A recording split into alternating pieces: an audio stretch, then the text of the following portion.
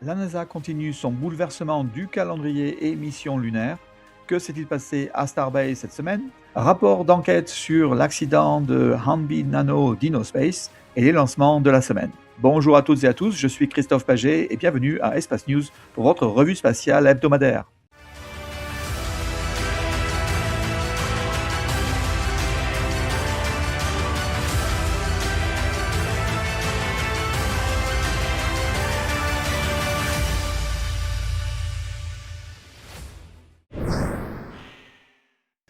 La NASA a créé le programme CLIP pour motiver le secteur privé pour créer des alunisseurs. Jusqu'à présent, la tâche n'a pas été facile car seulement une compagnie, Firefly, a réussi à alunir et faire fonctionner les équipements jusqu'à la nuit lunaire. Donc cette semaine, l'administrateur de la NASA, Jared Isaacman, a décidé d'utiliser le programme CLIP pour également fabriquer les briques essentielles à une base lunaire. Donc préparez-vous à recevoir plus d'informations sur une base lunaire sur cette chaîne. D'ailleurs, je vous invite à vous abonner pour ne rien manquer, et en plus, c'est gratuit. Merci d'avance. Mais la NASA ne s'arrête pas là. Il pense à présent réduire la complexité des missions lunaires en changeant le lieu d'alunissage du pôle sud, qui est moins plat, dû aux nombreux cratères pour un alunissage plus équatorial, plus facile à atteindre. De plus, la NASA pense même utiliser un Starship pour transporter la capsule Orion de l'orbite terrestre basse vers l'orbite lunaire basse afin de préserver les propergoles de la capsule en cas de problème pour entrer à la maison. Cela veut également dire que le SLS n'est plus nécessaire pour lancer la capsule Orion. On continue avec la NASA. L'administrateur de la NASA, donc Jared Isaacman, vient de sortir l'initiative qu'il appelle Ignition ou allumage en français. Jared mentionne que allumage marque le début concret d'une nouvelle ère dorée de l'exploration spatiale, avec un focus sur la Lune et sa base permanente en préparation vers Mars, avec une science renforcée et une NASA plus agile et orientée sur les résultats en partenariat étroit avec l'industrie. Jared insiste sur l'appropriation collective. Il dit « Nous ne regarderons plus en espérant que l'industrie sauve la journée, nous serons sur le terrain avec nos partenaires. » Voilà le type de produit que NASA anticipe construire avec le secteur privé, tel que le drone Moonfall basé sur le drone Ingenuity, satellites de communication et bien d'autres. On retrouve même le rover Viper que la NASA voulait arrêter. La NASA reformate son calendrier pour accélérer l'accès sur la Lune, pour y mettre une base lunaire. Pour ce faire, la NASA va réutiliser la station Lunar Gateway et donc modifier le contrat et les caractéristiques de ces modules déjà en production. Pour ce faire, NASA pense avoir besoin de 25 vols pour transporter 4 tonnes de marchandises sur la Lune autour de 2028. Une seconde phase anticipe 27 vols pour transporter 60 tonnes de marchandises sur la Lune autour de 2029-2032. Enfin, la troisième phase de ce projet, entre 2033 et 2036, prévoit 150 tonnes de marchandises étalées sur 29 vols. Voilà un projet extrêmement ambitieux de la NASA. Auront-ils l'argent nécessaire pour le faire? Auront-ils la vitesse d'exécution pour tenir ces dates? L'affaire est à suivre. D'ailleurs, durant cette annonce, le directeur de l'ESA et une délégation japonaise étaient présents. Donc ce gros changement n'est pas seulement une décision américaine, mais plutôt un consensus international. À Starbase, le spécimen B183 a été réparé et de retour au site de Massey pour recommencer une série de tests cryogéniques. Pas grand-chose d'autre de plus à dire par rapport aux semaines précédentes. On s'approche du lancement du vol d'essai numéro 12 censé arriver en avril.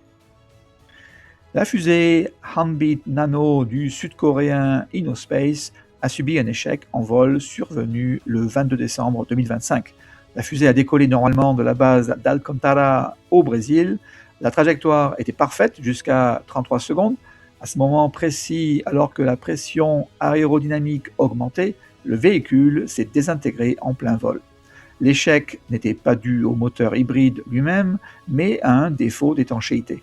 Le coupable est un joint d'étanchéité dans la partie avant de la chambre de combustion du premier étage. Lors des préparatifs au Brésil, les techniciens ont dû remplacer un bouchon de la chambre de combustion. Lors du remontage, le joint a subi une déformation plastique, c'est-à-dire qu'il a été mal écrasé. Sous la pression énorme du vol, les gaz de combustion ultra haute température se sont engouffrés dans cette faille. Cela a créé une rupture de la chambre, entraînant l'explosion et la séparation du lanceur en plusieurs morceaux. Les 5 satellites clients brésiliens et indiens ont été détruits, bien sûr. Le système de sécurité s'est activé automatiquement pour détruire les débris restants afin qu'ils ne retombent pas sur une zone habitée. InnoSpace a déjà annoncé une modification du processus d'assemblage et vise un nouveau vol pour le 3e trimestre 2026. Le 20 mars, Rocket Lab a lancé une Electron depuis la Nouvelle-Zélande pour sa mission 8 Days a Week, un satellite d'observation de la Terre équipé d'un radar à synthèse d'ouverture développé par la société japonaise Synspective pour des applications d'imagerie terrestre.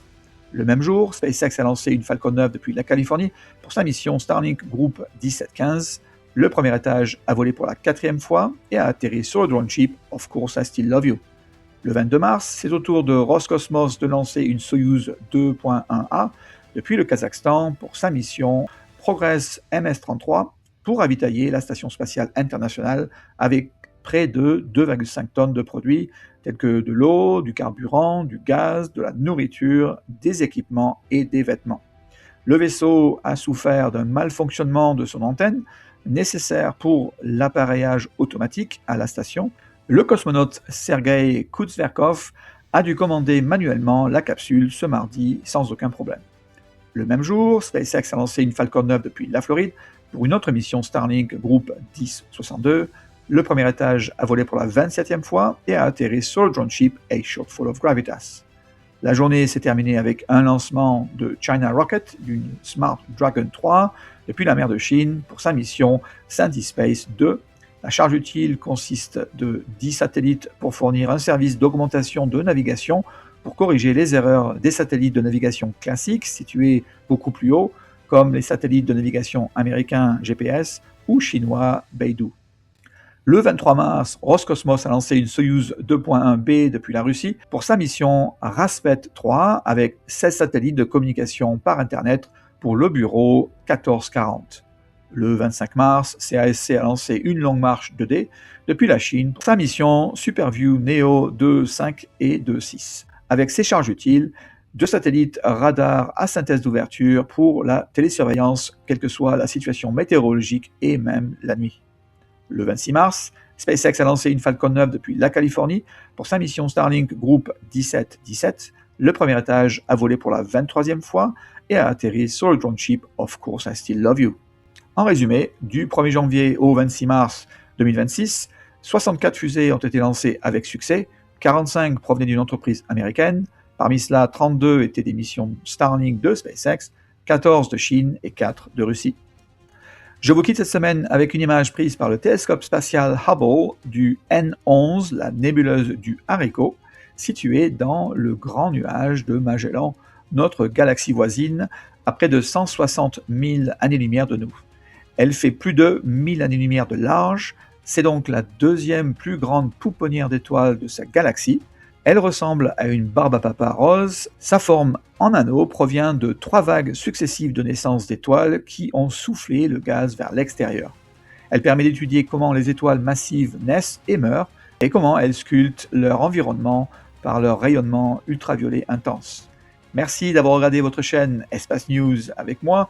À bientôt pour un nouvel épisode de votre Actualité spatiale.